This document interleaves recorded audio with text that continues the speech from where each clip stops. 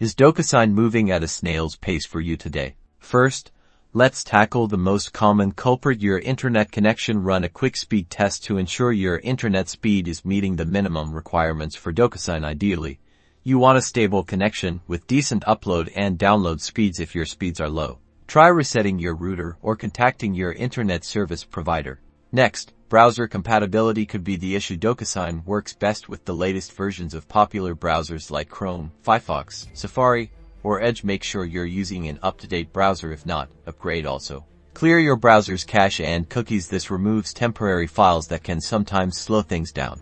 Large documents can significantly impact DocuSign's performance. Consider reducing the file size if possible. If you have multiple large attachments, try splitting them into smaller files. Also, ensure your document doesn't contain unnecessary high-resolution images, as these can contribute to lag. Still experiencing lag?